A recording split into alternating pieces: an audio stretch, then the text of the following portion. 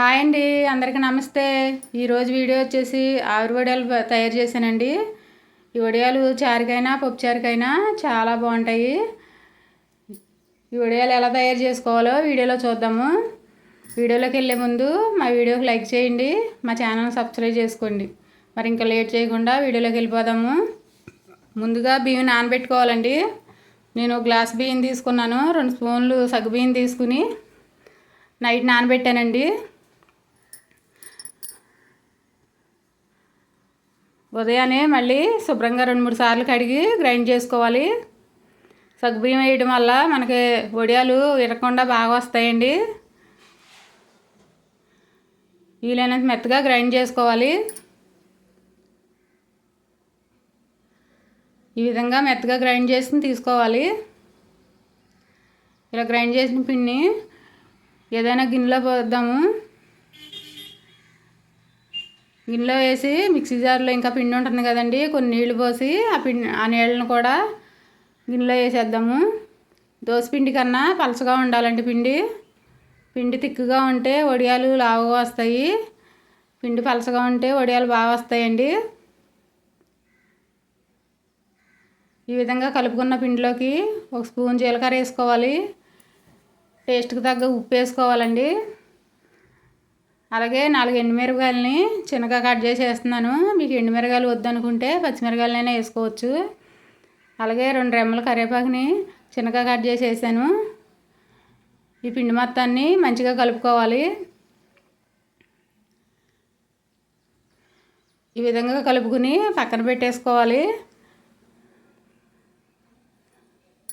పక్కన పెట్టేసి ఏదైనా లోటాతో కానీ గిన్నెతో కానీ నీళ్లు పెట్టుకోవాలండి. సగానికి పోసి నీళ్లు మసలనివ్వాలి.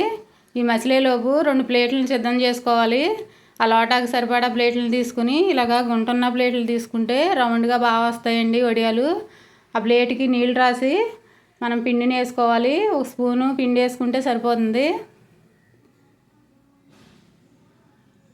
నీళ్ళు మసిలిన తర్వాత ఈ ప్లేట్ని ఆవిరి మీద పెట్టుకోవాలి. ఈ ప్లేట్ మీద ఇంకో మూత పెట్టుకోవాలండి. ఈ ఆవిరి మీద ఉడికేటప్పటికి ఇంకో ప్లేట్ సిద్ధం చేసుకోవాలి పిండి వేసుకుని.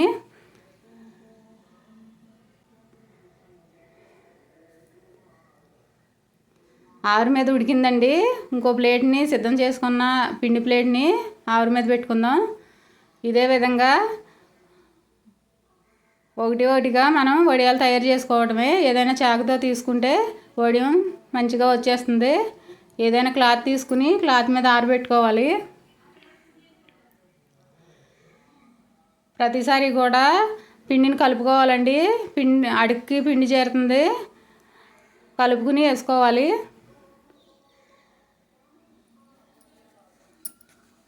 వెంటనే మనం వడియాలు పట్టుకుంటే తొందరగా అయిపోతాయండి. 2 ప్లేట్లు సిద్ధం చేసుకుని పట్టుకోవాలి. మనకు వడియం ప్లేట్ నుంచి తొందరగా రాదనుకుంటే నీటిలో ముంచి తీసామంటే తొందరగా వచ్చేస్తుంది. ఇదే విధంగా వడియాలన్నీ పట్టేద్దాం.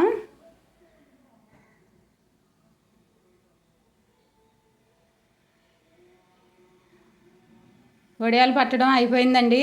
వడియాలు ఆరిన తర్వాత చూపిస్తాను. 2 రోజులు ఆరితే సరిపోతుంది.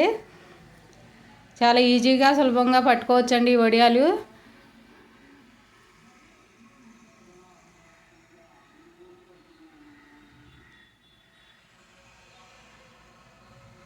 వడియాలు ఆరినాయండి, చాలా బాగా వచ్చినాయి. వీడియో కనుక మీకు నచ్చినట్టయితే లైక్ చేయండి, షేర్ చేయండి.